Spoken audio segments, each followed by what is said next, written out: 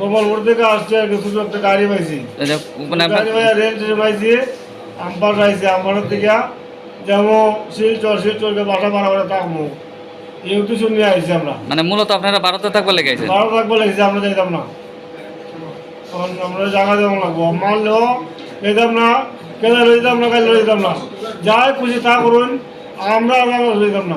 আপনার যে বিটা মাটি রয়ে গেছে এখানে, আধা বাংলা বিচ রয়েছে, এটা বাড়ি না বেচতাম, কেউ কিনে না, আমরা জমি জামা কেউ কিনে না। আপনারা শুনলেন বাংলাদেশে মৌলবাদীদের হাত থেকে বাঁচতে কিভাবে তারা বাংলাদেশ ছেড়েছেন, প্রাণ ভয়ে তারা ভারতে আশ্রয় নিতে চাইছেন, তাদের সেই কাতর আবেদন আপনাদের সামনে রাখলাম। এবং প্রথমেই যে কথা বলছিলাম যে রাতভর জঙ্গলে লুকিয়ে ভারতে আশ্রয় নেওয়ার মরিয়া চেষ্টা করেন তারা। ত্রিপুরার আমবাসা স্টেশন থেকে 10 জনকে থানায় নিয়ে আসে পুলিশ, সপরিবারে সীমান্ত পেরিয়ে ভারতে ঢোকার চেষ্টা করে হিন্দু পরিবার, এবং তারা বলছেন জেল হলে ভারতেই থাকবো, মরতে হলে ভারতেই মরবো, বাংলাদেশে নয়। মরতে হলে ভারতেই মরবো, বাংলাদেশে নয়। কারণ প্রাণ বাঁচাতে হবে তো, প্রাণে বাঁচতে হবে তো। এইভাবেই কাতর আরতি হিন্দু পরিবারের। এই মুহূর্তে সরাসরি আপনাদের সামনে তুলে ধরবো সীমান্তের কি পরিস্থিতি, তার পাশাপাশি প্রসেনজিৎ তোমার কাছ থেকে জানতে চাইবো যে হিন্দু পরিবার তাদের প্রাণ বাঁচানোর জন্য তাদের কাতর আরতি, যেভাবেই হোক আমরা ভারতে ঢুকতে চাই, মরতে হলে ভারতেই মরবো, বাঁচতে হলে ভারতেই বাঁচবো, কোথায় রয়েছেন তারা এই মুহূর্তে?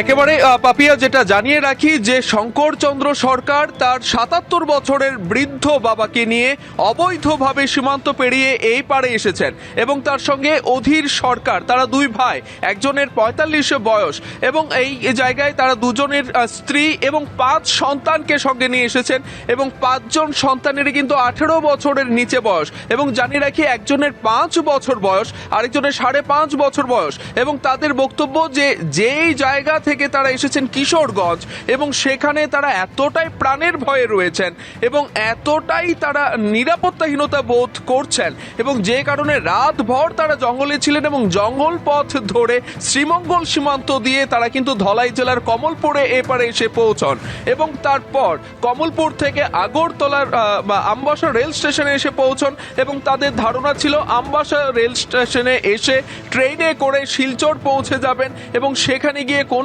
রকমে তারা সংসার পাতবেন এবং তারা জীবিকা নির্বাহ করবেন। তারপর তারা দাবি করছেন যে কিশোরগঞ্জে তাদের বাঁচার কোনো উপায় নেই। জিজ্ঞাসা করা হচ্ছিল যে এত জমি রয়েছে সেখানে, আপনাদের ঘর বাড়ি, ওরা গাড়ি চালাতেন, গাড়ি রয়েছে সেখানে, কি হবে সেগুলো?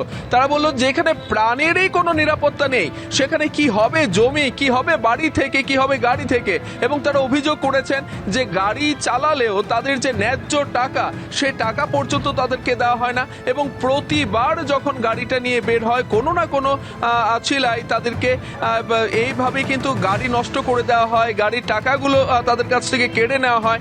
এমনকি তারা 5 জন সন্তান, যার একেবারে 5 বছর বয়স এবং তাদের বাবা 77 বছর বয়স, এই সময়ে এই বয়সে কিন্তু তাদেরকে নিয়ে বেরিয়ে আসতে হয়েছে। পাপিয়া, ধন্যবাদ তোমায় প্রসেনজিৎ।